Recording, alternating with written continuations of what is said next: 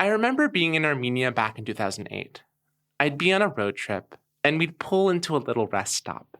There'd be these tables, they're still there, with women selling apples and dried fruit and gata, and there would also be these reused plastic bottles. But they wouldn't be filled with soda. They'd be filled with this sweet homemade wine. It wasn't the fanciest, but it definitely was fun. The wine wasn't what I was used to. If you've had wine from places like France or where I'm from, California, you've most likely had a dry wine. Those roadside wines are different. Because during the Soviet time, we used to produce like these sherry-style, port-style wines. They're used to that, the older generation. Mariam Saghatelyan knows wine. She co-founded In Vino, one of Armenia's most well-known wine bars. Sweet wines are made by fortifying the wine. So what they would do is they stop the fermentation using like sulfur or cooling down the wines. But Mariam only has dry wines at In Vino. When they first started, customers weren't used to it. They came in, and Mariam had to explain what she was even selling. But now, customers feel right at home. A person just walks in, literally goes to the shelf, grabs the wine, comes to the register. They know where the wine is that they need. It's like a person feels like they're at home. So I love that change of pace. As Armenian palates have changed, the Armenian wine industry has been reinvented. Today, it focuses on dry wines, and it is booming. In 2018, there were 25 wineries. In 2022, there were 150. There were 6 times more wineries than just 4 years before. Wine has changed, and Armenia has changed with it. And if you pay attention, you can taste where Armenia has come from and where it is headed. Welcome to Country of Dust, stories of a changing Armenia. This episode, These Bottles Have a Story. I'm Jeremy Dalmas.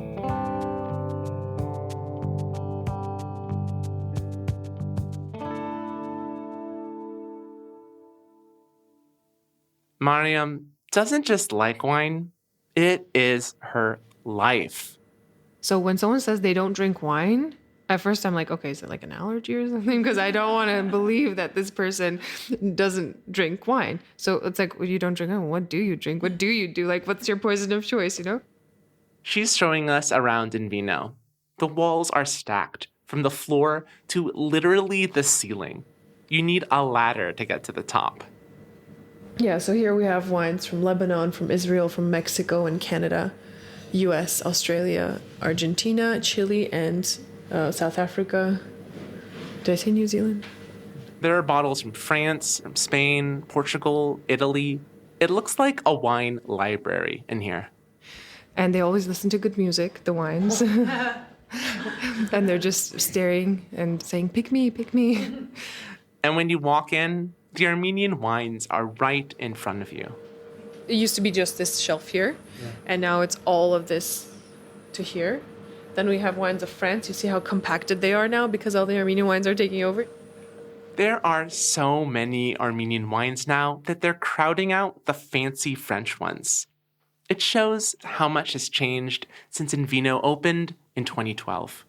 When In Vino first opened, we had only had 10 drinkable Armenian wines. And when I say drinkable, I literally mean we're like, okay, this is good. This is good. That was hardly an industry, but people had started to invest in Armenian wine. During Soviet times, Georgia was the country assigned to make wine, while Armenian grapes were used for brandy. Wine fell out of focus. Then, in 2011, a team of archaeologists published a paper about the discovery of the oldest winery in the world. It was 6,000 years old, and it was right here in Armenia, in this cave by the village of Arani. This helped kickstart the industry. It got people to remember that Armenians have been making wine for a long, long time. And because it's been part of Armenia since prehistory, it was easy to start up again. With other cultures who don't drink wine, who are mainly beer drinking, it wouldn't have happened this fast, I think. This rebirth. This balance between the old and the new is so Armenian. Winemaking is both ancient and innovative. The same way Armenia has been around for thousands of years, but the country is just a few decades old. And wine is like this time machine. It lets you travel in between all these eras of Armenia's past. Mariam no longer says that there are just 10 drinkable wines. I tell people, like, I'm not ashamed right now of all the 250 we have today. Mariam was born in Yerevan, but while she was growing up, she spent 10 years in the US. In 2004, after her family returned here, they opened up this restaurant called The Club. It was one of the early fancy restaurants in the city. At the time, there were a few professional Armenian wines, but they were unhappy with the consistency. Because one bottle was amazing, the other bottle was corked, one bottle was vinegar, so no constant quality of wine. Really? Like you'd open up a bottle and Yeah, it would be like pour vinegar. At the table? Yeah, like just outright horrible wine. Her godfather arranged a meeting between him, his son, and Mariam, where he suggested that they open up a little place that specialized just in wine. We had no idea what we were getting into, honestly. They were the first wine bar in the country. If you walk into In Vino now, it feels so lived in. But when she first saw the space, it was this dusty, abandoned room. It was just like an empty place full of tiles and white walls. I even remember when we first opened, the neighbors would come down and they'd be like, what is this place? And when we told them it was wine, they're like, wow, this place has only been like for handbags and like a place for selling children's clothing. In Vino is on Sarian Street. I used to live right off Sarian Street back in 2009, and it was a quiet neighborhood. I would walk down the street a few times a day, and there was not much going on. No restaurants, barely any people. They were like, are you sure this is going to work? And we were just like, no, nobody is sure. Of course we're not sure, but we want to try it because it has never been done before. Sarian was where you would go to get your old computer fixed. That Sarian Street feels like it's from a different country. And in a way, it was a different country. Yerevan had fewer businesses, fewer events, fewer people out around the city. Armenia was in an earlier stage of figuring out who it would be as an independent country.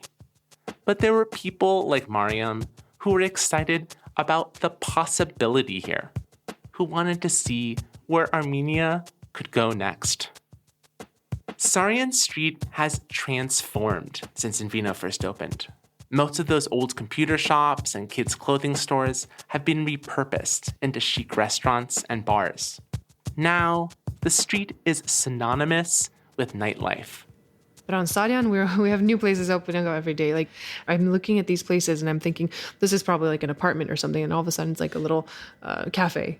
This is like considered now the hipster street, I think. And I love that. In summer, it's bustling 7 nights a week. Walk down Sarian on a Monday, and there will be people crowded at tables up and down the sidewalk for blocks. Wine has been part of Armenia's story since the beginning, and it can be a bridge from its ancient history to the Soviet era to today. But it can also take us back to an Armenia from just a few years ago, an Armenia that was so different. Each and every single one of these bottles has a story behind them. Unlike most drinks, there is this connection between wine and the land where it's from. The flavor comes from how people have worked the dirt and grown the grapes. When you sit down with a bottle, there's a moment to really connect with that story. People don't have that same experience with vodka or milk or juice. In winemaking, there's this word, terroir. It means everything in the environment that went into making that bottle of wine. So the climate, the air, the weather, and every year it's different. That connection came sharply into focus in 2020. So now 2020 vintage wines are very, very specific because every time you open a 2020 vintage, what do you remember? What was going on in the world? There are some wineries that Armenians don't have anymore. When the war broke out in 2020, Mariam had a friend who had to evacuate from a winery in the Hadrut region of Artsakh. Hadrut is now under Azerbaijani control. Armenians can't go there anymore. And she just grabbed a few bottles of wine off the table when she was coming here from the winery. She came here unlabeled, unmarked wines. We had no idea what they were. And we were sitting here drinking this wine and all these emotions, and we're talking to each other, and just all of this, you kind of need to somehow take it out of you, talk to people. So it really does help. Everyone has a way of dealing with what they're dealing with. And I think to each person, there's like a different way. But wine is a medium. They were sitting around a table with a bottle that came from a specific place. Drinking it was a way to process it all. Losing the winery, losing the land, losing the war. Uncorking a bottle transports a bit of the past right there in front of you. It literally does. There's a liquid that's been preserved in there, maybe for years, but it also figuratively brings back your memories. Think, what's on a wine label? The winemaker, the grape, and then, right there, where it's from and the year. You look at that year and you go back to that time. It's a story. It's hard to drink a 2020 Armenian wine and not think about the war, about the land where Armenians have been making wine for thousands of years that is now empty of Armenians.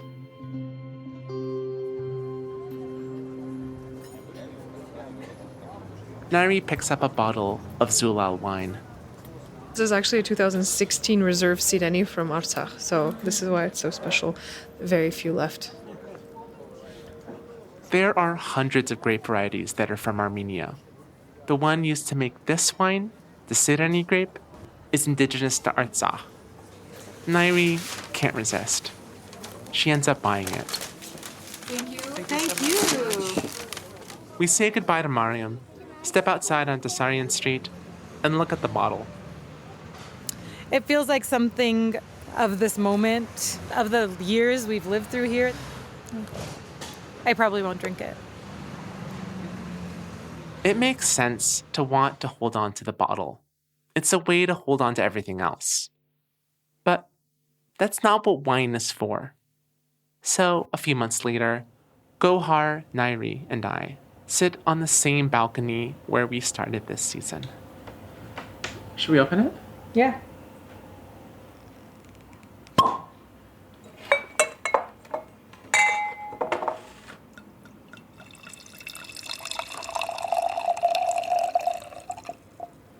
Thank you.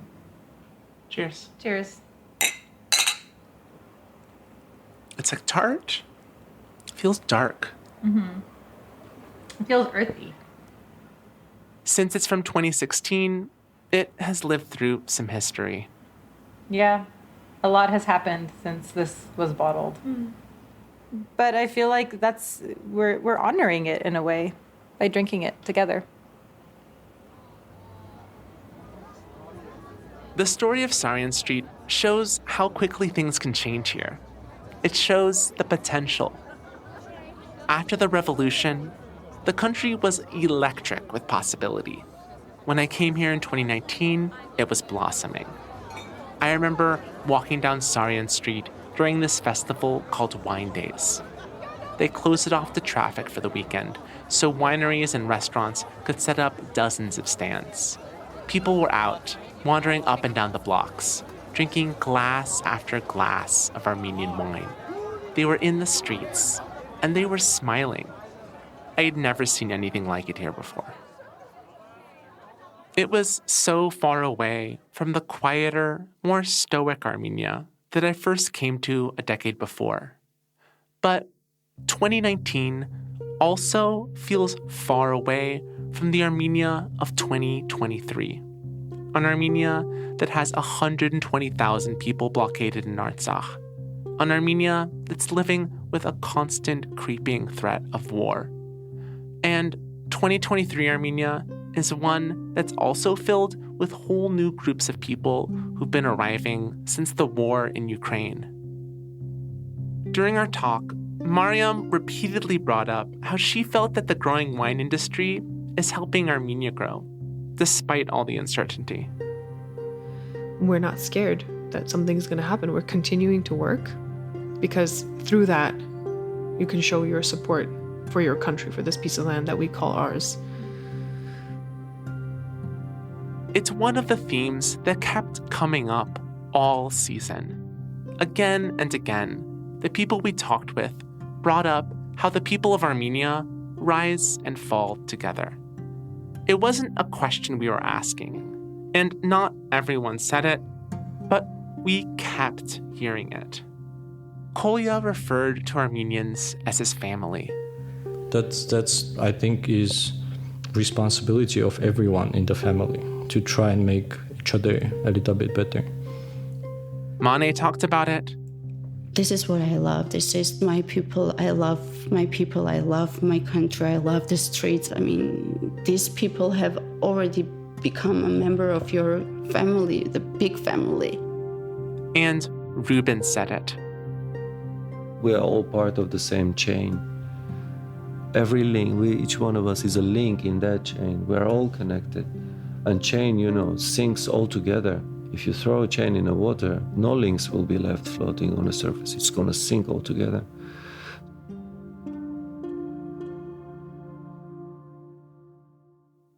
The past few years have been turbulent, often divisive. But for better or for worse, Armenians have been living through all this together. Gohar, Nairi, and I, we each have thought about this a lot, about where Armenia is now, how to process it all, and what comes next. I've lived through a lot of changes.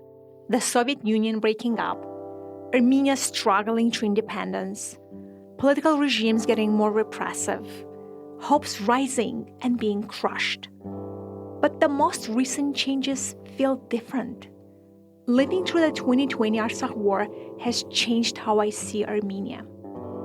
For 30 years, I took for granted the fact that I have a country, a place I can call home.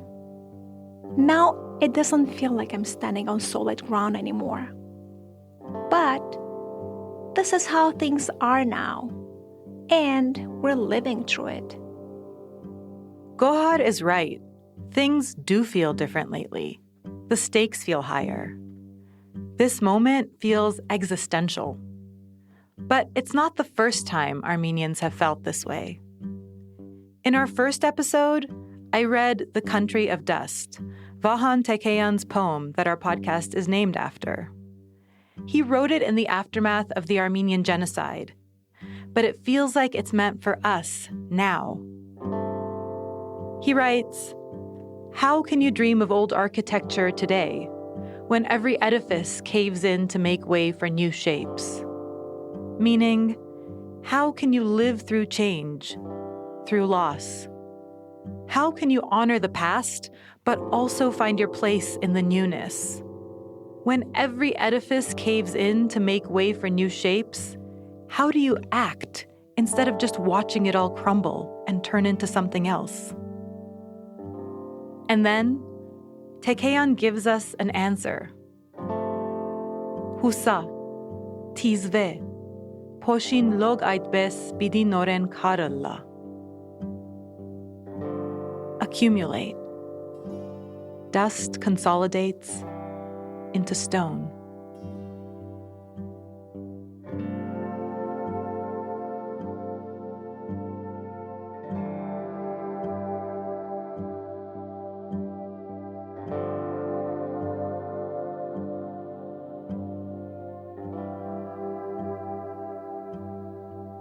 Thanks for listening to this season.